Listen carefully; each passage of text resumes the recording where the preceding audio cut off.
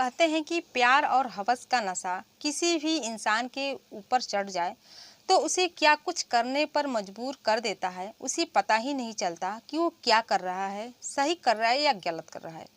दोस्तों, आज की जो कहानी है कुछ इसी तरह की है। उत्तर प्रदेश का रहने वाला एक लड़का जो देवर रहता है, अपनी भाभी के साथ नाजायज संबंध बना रहा होता है।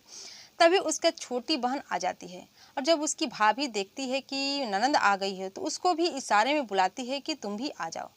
दोस्तों, आज की जो घटना है बहुत ही दिलचस्प घटना है, ये इंटरेस्टिंग कहानी है। तो आइए जानते हैं इस कहानी की पूरी जानकारी इस वीडियो में। तो दोस्तों नमस्कार, मैं हूं ज्योति कुशवाहा और आपका ज्योति भॉइस चैनल में तहे दिल से स्वागत है। दोस्तों, वीडियो में आगे बढ़ने से पहले आपसे रिक्वेस्ट है कि अगर आप मेरे चैनल पर नए हैं तो वीडियो को लाइक कर दीजिएगा, शेयर कर दीजिएगा और चैनल को सब्सक्राइब जरूर कर दीजिएगा ताकि हमारा हौसला बढ़ता रहे। दोस्तों, आज की जो कहानी है ये कहानी उत्तर प्रदेश के फर्रुखाबाद की है और फर्रुखाबाद में रहने वाली सीता देवी की कहानी है।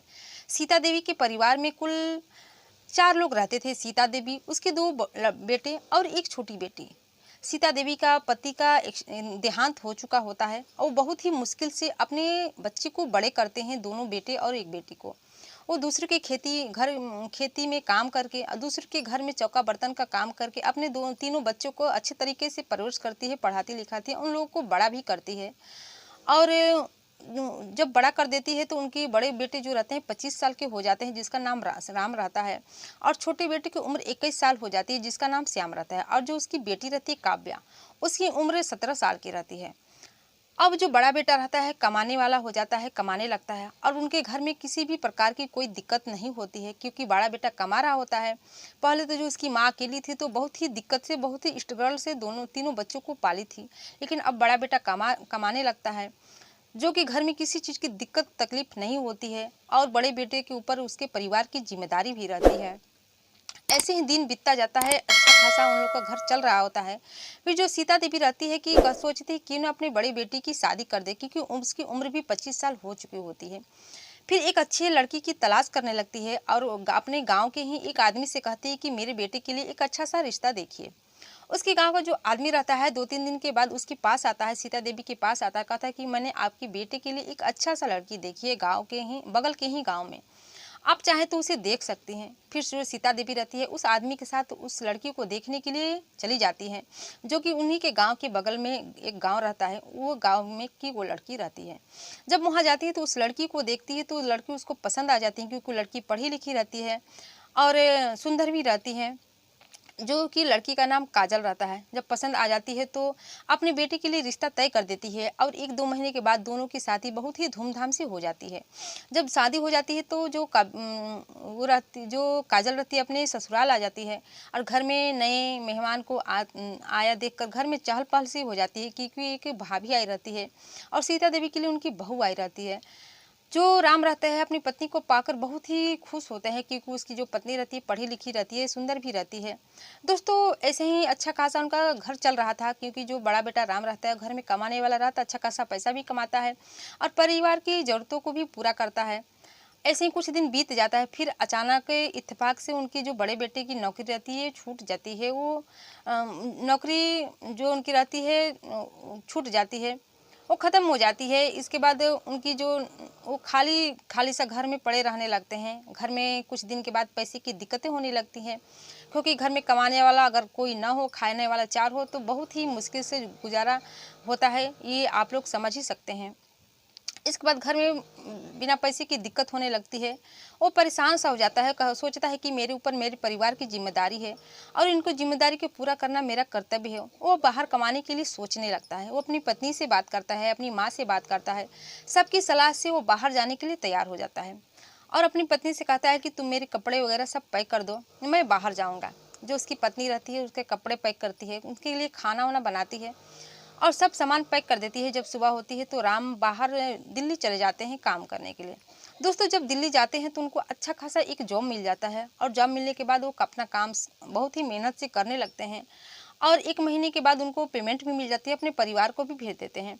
जब परिवार में पैसे आने लगते हैं, वो कमा के वहाँ से भेजने लगते हैं तो सारी दिक्कतें भी ख़त्म हो जाती है, धीरे धीरे करके सबकी ज़रूरतें भी पूरा हो जाती है क्योंकि राम के ऊपर ही अपने परिवार की जिम्मेदारी होती है। वो उनका पूरा अच्छे से ख्याल रखते हैं। ऐसे जो राम रहते कमाने लगते हैं, अपने परिवार के में पैसे भेजने लगते हैं। और जो इधर इनकी पत्नी रहती है, अपने देवर के साथ हमेशा हंसी मजाक करती रहती थी, छोटे बेटे के साथ जिनका नाम श्याम रहता था, उनके साथ हमेशा हंसी मजाक करती थी। दोनों जो भाई बहन थे उनका अच्छे तरीके से राम पढ़ा लिखा भी रहा था, दोनों भाई बहन को, दोनों पढ़ने भी जाते थे और अपने देवर के साथ हंसी मजाक करने लगती है। देवर भी अपनी भाभी के साथ घुल मिल के रहने लगता है, क्योंकि घर में पति रहता ही नहीं था।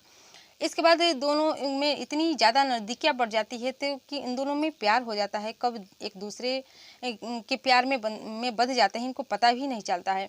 और ऐसे करते करते कुछ दिन बीत जाता है, लेकिन घर वालों को इस बात की भनक भी नहीं लगती है और न ही राम को लगती है कि मेरी पत्नी मेरे पीछे क्या कर रही है। इसके बाद दोस्तों एक दिन ऐसे ही कुछ दिन बीत जाता है। सब लोग शाम को खाना खाते हैं, खाना खाने के बाद अपने अपने रूम में चले जाते हैं सोने के लिए। फिर जो उनका देवर रहता है अपनी भाभी के कमरे में चार्जर लेने के लिए जाता है, और जब वहाँ पर जाता है तो उनकी बेड पर बैठकर कुछ ऐसी ऐसी बातें करने लगता है, हंसी मजाक करने लगता है और अपनी भाभी के साथ कुछ गंदी गंदी मजाक भी करता है। लेकिन उनको भाभी को अच्छा लगता था, उसका विरोध भी नहीं करती थी। ऐसे ही दोनों में बातचीत होने लगती थी। फिर जो उनकी भाभी रहती है काजल, कहती है कि आप मेरे रूम में रात को आ जाइएगा। जब देवर इस बात को सुनता है तो खुश हो जाता है और अपने कमरे में चले जाता है। अपने कमरे में जाकर सोचता है कि मेरी भाभी मुझे अपने रूम में बुलाई है, क्या ये सही है या गलत है, या क्या वो मजाक कर रही थी या सच में बोल रही थी। फिर उसको नींद भी नहीं आती है और रात होने का इंतजार करने लगता है। जब रात के 1 बजते हैं तो अपनी भाभी के रूम में चला जाता है। दोस्तों जब वहाँ पर जाता है तो उनकी भाभी भी सोई नहीं रहती है, शायद वो भी अपनी देवर का ही इंतजार कर रही होती है। जब वहाँ जाता है तो दोनों देवर भाभी एक साथ मिल जाते हैं, लिपट जाते हैं और दोनों एक साथ संबंध भी बना लेते हैं। और जब संबंध बना लेते हैं फिर जो देवर रहता है अपने रूम में चला जाता है और जब एक बार संबंध बना लेते हैं तो उनका ये सिलसिला रोजमर्रा का चालू हो जाता है। जब भी मौका मिलता दोनों एक साथ संबंध बना लेते थे। घर में इस बात को किसी को पता भी नहीं थी। ऐसी करते करते कुछ दिन बीत जाता है। इसके बाद जो उसका देवर रहता है, एक दिन वो जो पढ़ाई करके घर पे लौटता है, जब घर आता है तो देखता है उसकी माँ घर पे नहीं है, उसकी भाभी घर में अकेली रहती है। जब अकेली रहती है तो मौका पाकर कर उनके साथ छेड़छाड़ करना शुरू कर देता है, संबंध बनाने लगता है। उसकी भाभी भी इसमें साथ देने लगती है, लेकिन इन दोनों को ये पता भी नहीं रहता है कि दरवाज़ा बंद किए हैं नहीं बंद किए हैं और ये अपने काम में मशगूल रहते हैं। तभी इनकी जो छोटी बहन काव्या रहती है वो कॉलेज से घर आती है। जब घर आती है तो उनकी इस कृत्य को देख लेती है अपनी आंखों से। जब इस कृत्य को देखती है तो भाभी जब देख लेती है कि ननद हमको देख ली है इस स्थिति में, आपत्तिजनक स्थिति में देख लेती है, तो भाभी अपनी ननद को इशारा करती है कि तुम भी आ जाओ। लेकिन जो उसकी बहन रहती है काव्या, उनकी ननद रहती है, वो हैरान परेशान हो जाती है। वो सोचने लगती है कि भाभी ये क्या कर रही है और मुझे भी क्यों बुला रही है। फिर जो लड़की रहती है वो 17 साल की हो चुकी होती है, समझदार होती है। इस घटना को अपनी माँ के पास जाती है, घबरा जाती है और माँ के पास इस घटना को जाकर बता देती है। जब सीता देवी इस घटना को सुनती है तो गुस्सा हो जाती है कि मेरे पीछे मेरी बेटे और बहू क्या कर रहे हैं। घर पर आती है और अपने बेटे और बहू को डांट लगाती है कि तुम ऐसा ऐसा तुम लोग क्यों कर रहे हो, ये करना गलत है। जब समाज के में को पता चलेगा ये सब बातें तो क्या सोचेंगे, और मेरे बेटे को भी पता चलेगा तो उसको कितना दुख होगा। वो हम लोग की खर्चे उठा रहा है, हम लोग के खाने पीने की व्यवस्था करने के लिए बाहर गया है कमाने के लिए, हम लोग की ज़रूरतों को पूरा कर रहा है और उसके साथ ऐसी बात हो रही है, वो सुनेगा तो उसे कितना दुख होगा। ऐसी ऐसी कुछ बातें बताती है। फिर जो दोनों बहू बेटे रहते हैं देवर भाभी अपनी माँ से माफ़ी मांगते हैं और कसम खाते हैं कि आज के बाद ऐसी गलती नहीं करेंगे। जो सीता देवी रहती है इस बात को यहीं दबा देती है, इसको ज़्यादा फैलने नहीं देती है, क्योंकि घर की बातें हैं, बाहर फैलेंगे तो लोग हंसेंगे, तो यहीं पर दबा दी जाती है, समझा बुझा कर छोड़ देती है। लेकिन इन दो जो देवर भाभी रहते हैं उनका ये आदत छूटता नहीं है। जब भी बीच बीच में मौका मिलता है दोनों एक साथ संबंध बना लेते थे। लेकिन जो उसकी माँ रहती है उनको पता भी नहीं चलता है, वो सोच रही होती कि ये ठीक हो गया है, सब कुछ मामला सही हो गया है। फिर दोस्तों ऐसे कुछ दिन बीत जाता है तो एक दिन उनके जो बड़े बेटे हैं उनका फ़ोन आता है और कहते हैं कि माँ मुझे 1 महीने की छुट्टी मिल रही है, क्या मैं घर पे आ सकता हूँ। सीता देवी कहती है कि ठीक है बेटा, जब छुट्टी मिल रही है तुम अपने घर पे आओ, घूम लो। फिर जो उनका बड़ा बेटा रहता है छुट्टी लेके घर पे आता है। जब घर पे आता है तो सब लोग बहुत ही खुश रहते हैं, लेकिन जो उनकी पत्नी रहती है काजल वो खुश नहीं रहती है। इसके बाद दोस्तों शाम होता है और राम अपने दोस्त के साथ मिलने के लिए चले जाते हैं। वहाँ पर अपने दोस्तों से मिलते हैं, कुछ ड्रिंक भी करते हैं, रात को आते हैं, खाना वगैरह सब खाते हैं, अपने अपने रूम में सब लोग सोने चले जाते हैं। और जब राम अपनी पत्नी के पास काजल के पास जाते हैं तो उनके साथ संबंध बनाना चाहते हैं, क्योंकि बहुत दिनों के बाद बाहर से आए रहते हैं और पति पत्नी वो रहते ही हैं। तो संबंध बनाना चाहते हैं, लेकिन जो उनकी पत्नी रहती है वो मना कर देती है, साफ मना कर देती है और पीरियड का बहाना बना लेती है। जो उनके पति राम रहते हैं कहते हैं कि ठीक है, कोई बात नहीं, 3-4 दिन का मामला है, सब कुछ ठीक होकर जाएगा। फिर दोस्तों 3-4 दिन के बाद अपनी पत्नी के साथ फिर संबंध बनाने की कोशिश करते हैं, लेकिन उनकी पत्नी इस बार भी मना कर देती है। राम को समझ में नहीं आता है कि क्या हो रहा है। वो सोचने लगते हैं कि जब गए थे तो मेरी पत्नी अच्छी खासी थी, मेरे पास मेरे साथ रह रही थी, मेरे साथ भी सो रही थी, लेकिन इस बार इनको क्या हो गया है, क्योंकि मैं इतने दिनों के बाद बाहर से आए हूँ, फिर भी मेरे साथ नहीं रह रही है। क्या दिक्कत है, यही सोच रहे थे, वो परेशान भी हो रहे थे। इसके बाद दोस्तों जब वो 1 हफ्ता भी हो जाता है, लेकिन अपने पति को अपने पास काजल आने नहीं देती है। फिर एक दिन दोनों पति पत्नी सोए रहते हैं।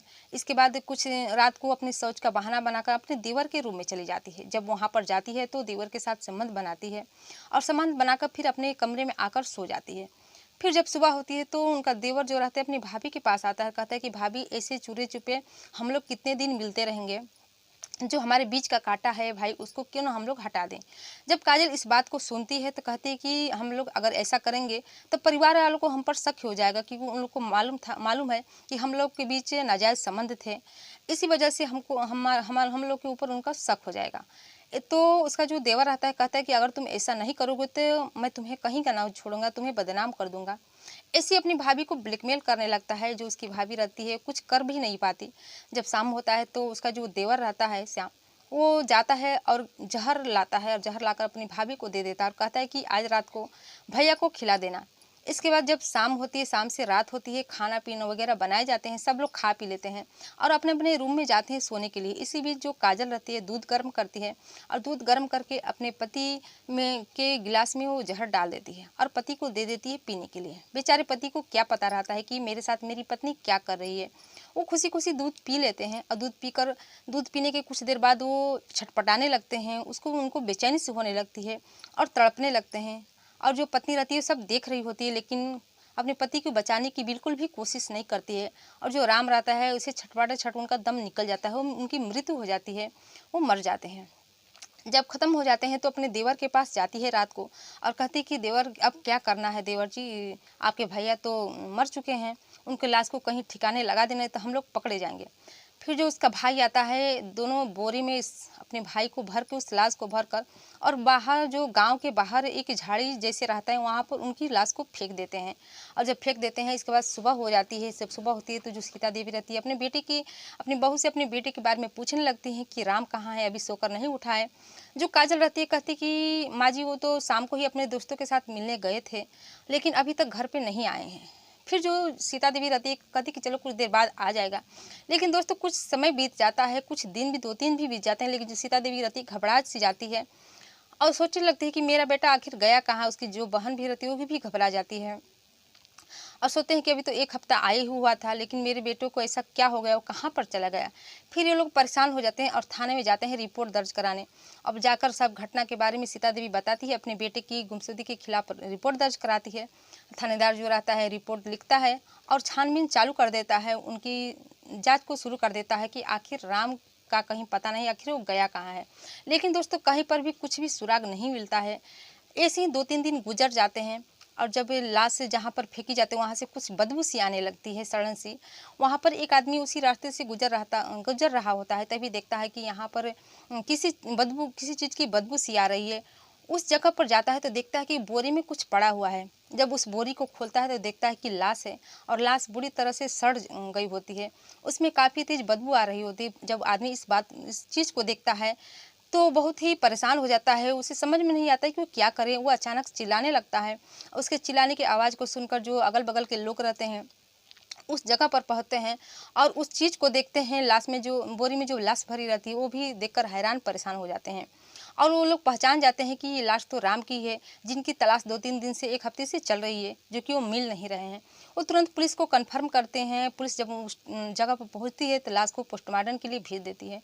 इसके बाद सीता देवी के घर पे आती है, जाँच शुरू होती है, पूछताछ होती है कि तुम्हारे बेटे से किसी की दुश्मनी थी? तो सभी का यही कहना था कि नहीं, उनकी किसी की से दुश्मनी नहीं थी। तो पुलिस बहुत ही अचंभित में हो जाती है कि आखिर इनकी मृत्यु कैसे हो गई? इनको जान से कौन मारा है? फिर दोस्तों 2-3 दिन बीत जाते हैं। फिर जो उनकी जो बेटी रहती है काव्या, वो थाने पहुँचती है और थानेदार साहब से कहती है कि साहब, मुझे शक है अपने परिवार पर, मेरे अपनी भाभी और भाई, छोटे भाई पर। उन्हीं लोगों ने मेरे भाई का कत्ल किया है। और सारी घटना उन दोनों के बीच अनैतिक संबंध के बारे में पुलिस को बता देती है। जब इस घटना को बताती है तो पुलिस जांच के लिए दोनों को पकड़ कर ले जाती है, और जब ले जाती है तो उनको अपन ज़बरदस्ती पूछताछ करती है। पहले तो कुछ बताते नहीं हैं, इधर-उधर की बातें करते हैं, लेकिन जब पुलिस अपने तरीके से पूछताछ करती है तो सब सच-सच उगल देते हैं और पूरी कहानी, पूरी वारदात बता देते हैं कि कैसे उन लोगों ने राम को मौत के घाट उतार दिया था।